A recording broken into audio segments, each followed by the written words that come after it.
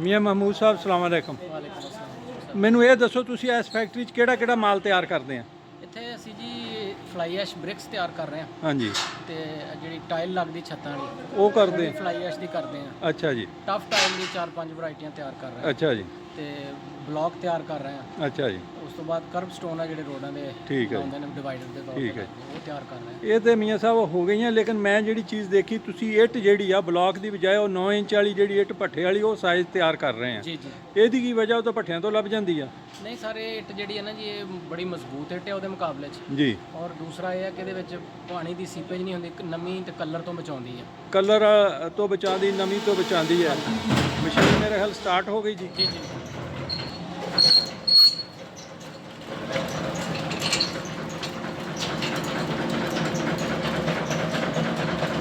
Quality check ਹੋਈ ਜੀ।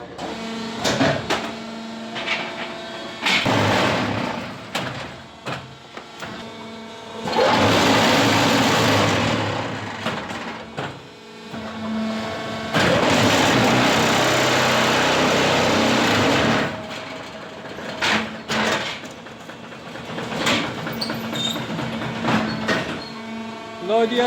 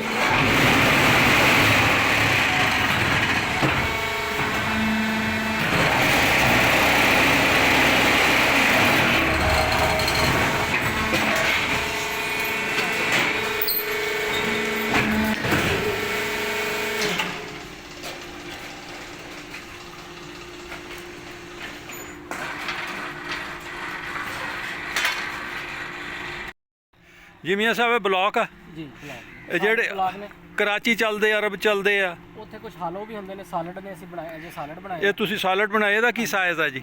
ਇਹਦਾ ਸਾਈਜ਼ ਹੈਗਾ ਜੀ 8 12 ਤੇ 4। 8 12 4 ਠੀਕ ਹੋ ਗਿਆ। ਇੱਟ ਵੀ ਆ, ਬਲੌਕ ਵੀ ਆ ਜੀ। ਜੀ ਬਲੌਕ ਹੋਰ ਟਫ ਟਾਇਲ ਬਣਾ ਰਹੇ ਹਾਂ ਜੀ। ਟਫ ਟਾਇਲ, ਹਾਂਜੀ। ਅੱਛਾ। ਤੇ ਜਿਹੜੀ ਛੱਤ ਵਾਲੀ ਟਾਇਲ ਆ ਉਹ ਛੱਤ ਵਾਲੀ ਟਾਇਲ, ਹਾਂਜੀ ਉਹ ਵੀ ਦੇਖ ਲਈਏ। ਆਓ ਜੀ। ਗੁਟਕਾ ਜਿਹੜਾ ਸਾਡੇ ਪਾਕਿਸਤਾਨ 'ਚ ਜ਼ਿਆਦਾ ਚੱਲ ਰਿਹਾ ਇਹ ਗੁਟਕਾ ਜੀ ਟਫ ਟਾਇਲ 'ਚ ਜੀ। ਇਹ ਡਬਲ ਲੇਅਰ 'ਚ ਤਿਆਰ ਹੋਇਆ ਜੀ। ਇਹ ਦੀ ਜਿਹੜੀ ਆ ਫਾਈਨਲ ਸਾਈਡ ਆ। ਠੀਕ ਹੈ ਜੀ। ਜੀ ਔਰ ਗੁਟਕੇ ਦਾ ਕਲਰ ਜੀ,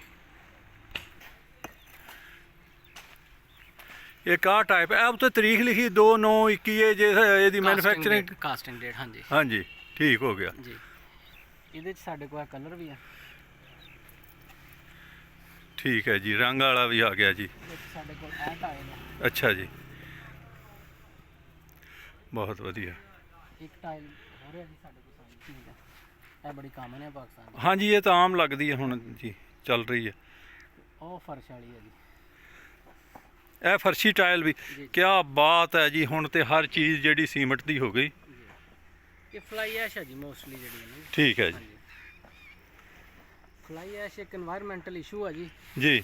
ਲੇਕਿਨ ਇਹਦਾ ਬਿਹਤਰੀਨ ਹੱਲ ਜਿਹੜਾ ਹੈ ਨਾ, ਹਾਂਜੀ ਉਹ ਲੋਕਾਂ ਨੇ ਇਹ ਕੱਢਿਆ ਕਿ ਇੱਟ ਬਣਾਈ ਗਈ ਹੈ ਅੱਛਾ ਜੀ, ਔਰ ਇਹ ਟਾਈਮ ਦੇ ਨਾਲ ਨਾਲ ਸਟਰੈਂਥ ਗੇਨ ਕਰਦੀ ਹੈ ਅੱਛਾ ਜੀ, ਤੇ ਕਲਰ ਤੋਂ ਬਚਾਉਂਦੀ ਹੈ। ਠੀਕ ਹੈ।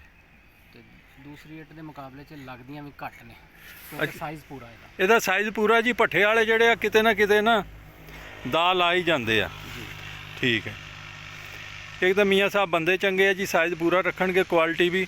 ਤੇ ਦੂਜਾ ਜਦੋਂ ਨਵਾਂ ਕੰਮ ਹੋਵੇ ਉਦੋਂ ਤਾਂ ਬੰਦਾ ਆਪਣੀ ਸ਼ੋਹਰਤ ਵਾਸਤੇ ਕਰਦਾ ਹੀ ਕਰਦਾ, ਇਸ ਵਾਸਤੇ ਨਾ ਜਦੋਂ ਤੱਕ ਕਰਾਂਗੇ ਜੀ ਪੂਰਾ ਹੀ ਕਰਾਂਗੇ ਸਹੀ ਜੀ। ਅੱਲਾਹ ਤਾਲਾ ਸਲਾਮਤ ਰੱਖੇ ਜੀ, ਬਹੁਤ ਸ਼ੁਕਰੀਆ ਬਹੁਤ ਸ਼ੁਕਰੀਆ ਜੀ। ਮੀਆਂ ਸਾਹਿਬ, ਬਹੁਤ ਸ਼ੁਕਰੀਆ। ਆਖਰ ਦੇ ਵਿੱਚ ਮੈਂ ਫਿਰ ਇਹੀ ਰਿਕੁਐਸਟ ਕਰਾਂਗਾ, ਇੱਕ ਤਾਂ ਮੈਨੂੰ ਦੱਸੋ ਇਹ ਤੁਹਾਡੀ ਫੈਕਟਰੀ ਕਿਹੜੀ ਜਗ੍ਹਾ ਤੇ ਹੈ? ਸਾਡੀ ਫੈਕਟਰੀ ਜੀ ਪਨਵਾ ਨੱਥੂ ਵਾਲਾ ਰੋਡ ਦੇ ਉੱਤੇ ਆ। ਪਨਵਾ ਨੱਥੂ ਵਾਲਾ ਰੋਡ ਤੇ ਪਨਵਾ ਦੇ ਲਾਗੇ ਹੀ ਹੈ ਜੀ। ਪਨਵਾ ਹੈਗਾ ਜੀ ਸ਼ਾਹਕੋਟ ਸ਼ੇਖੂਪੁਰਾ ਰੋਡ ਦੇ ਉੱਤੇ ਹਾਂਜੀ, ਤੇ ਉੱਥੇ ਸਾਡੀ 1.5 ਕਿਲੋਮੀਟਰ ਪਨਵਾ 1.5 ਕਿਲੋਮੀਟਰ ਫੈਕਟਰੀ ਹੈ। ਇੱਥੋਂ ਹਰ ਚੀਜ਼ ਬਾਹਰ ਲੱਭੇ ਸੜਕ ਹੈ ਜੀ। ਜੀ ਹਾਂਜੀ ਬਿਹਤਰੀਨ ਐਕਸੈਸ ਆ।